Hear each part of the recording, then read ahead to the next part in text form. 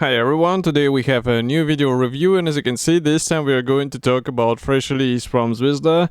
It comes in 1/44 scale as far as I can see, and it copies Ka-52 Alligator, so something what they were releasing in the bigger scale as far as I remember, but now we get it as the tiny kit, and I think it might be interesting for some modders who would like to have a small copy because they don't have a space for a bigger one, or maybe for war gamers, because usually this 144 builds were aimed at the wargamers by Zvezda. So as you can notice, the box size is surprisingly bigger than the typical 144 scale kit. We have the same box art as far as I remember, and the kit number is 7429. We have a lot of text here, so maybe I'll check it as well. So it's written that we have the snap fit here, so it means you can assemble it without glue, obviously. Then we have also some information that it's made by license and blah blah blah. Okay, anyway, now also here on the side we have the plastic seals from Zvezda, and here we have also small ad for other kits from this series. So we have Shilka here, we have MiG-29, Su-25, Apache, and also Mi-24, so quite a collection, I would say. I'm not sure what is uniting them all together. Nevertheless, it's a side opening box, and what we have inside is the plastic sprues which are sealed into plastic bag. I can see that there is also assembly manual and also decals shit in the separate plastic bag. So first let's start with the plastic sprues, and then we will talk more about other things which are included here. In the meantime, I can also remind you that I reviewed the previous releases from Zvezda as well, so in case you are interested in them, you can find them easily on my YouTube channel. And of course, I would like to say thank you all for your donations, because that's how I actually managed to get those kits. Without you, that would be way more difficult, to be honest, so I really appreciate it. And in case of the plastic parts, we start with the Sprue A. So here, as you can see, we get one rotor blade, which is rather interesting because, it's molded as a single piece part. You don't have to join anything, but it will also make the whole painting process a bit more complicated, because as you can see, these are very tiny parts, so either you will be masking them and then airbrushing, or you will be just brushing with a normal brush, but it's already your decision. And I can see that overall molding quality looks fine. It's dark green plastic, and as I said, the assembly is suggested to be done without glue, which is also quite different approach to all those 144 scale kits which we see on the market. Next, we continue with another rotor blade, again one piece. I'm not sure where this panel will go. It's probably the engine cover, because we have the air intakes here, so it will go on the top.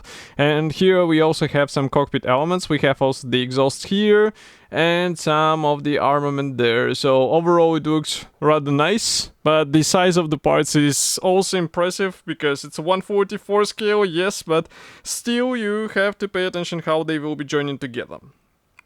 And next is something what I'm not that happy to see, to be honest, because as you can see, the fuselage half is actually molded together with the nose here, nose section I mean, so it means you have to carefully join it together. At least the wing section with the pylons is molded as a one-piece part, so there you will not have any ugly gaps and seams.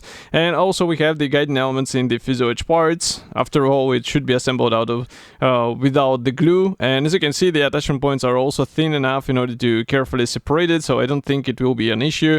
But yes, the painting process might be quite a funny thing to do. And next we continue with the left fuselage half, pretty much the same design, but we have also the tail fin, which was not present on the previous one. So just to remind you, here it is. And as you can guess, the left this tail section on the left, it will be used also as the guiding element, and we can check it if we flip it over. So as you can see here, we have whole subsection pre-molded, and we have this tail fin area which will be inserted here in this cutout. Quite an interesting design, but I guess it will make it easier for young modelers to assemble it. After all, it's a kit which is marked as the 7+, so that's why it should be a bit more accessible in comparison with other models on the market. And next, it's rather, I would say, unexpected thing, because here we get the aircraft stand. It is molded in black plastic. We don't have any nameplate, obviously, so you have to do your own if you would like to have it. But we have two simple parts, and also here you just have to drill the hole out in order to install it into the helicopter, from what I can see. But I'm just checking the wing parts, and I noticed that there are no installation points, so it requires some additional adjustment in the original plastic, but this is not such a huge thing, and it's always nice to have a good model stand which you can use to display your aircraft, especially the helicopter. I think it will be even more impressive.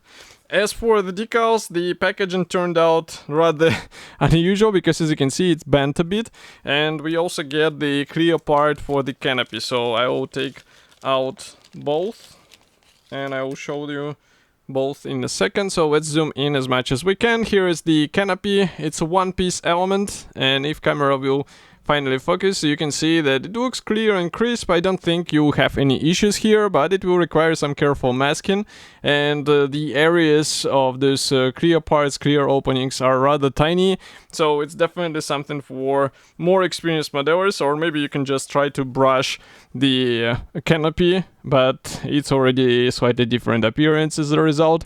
Next we have decals, and decals sheet is not that huge, but we have the full number registry. We also have the red stars, obviously no stencils from what I can see, but it would be strange to expect the stencils on 1/44 scale kit. And the printing quality looks quite nice. I mean, those decals should be easy to apply, and now camera is trying to focus to show you what it looks like in a close-up. So in my opinion, this is quite a decent decal set, and it's definitely better than the stickers as in some other kits which are aimed at the young modelers. Next, we continue with assembly manual. So here we have the black and white insert, and I will close the lenses so that you won't be blinded by this white paper, and let's zoom out.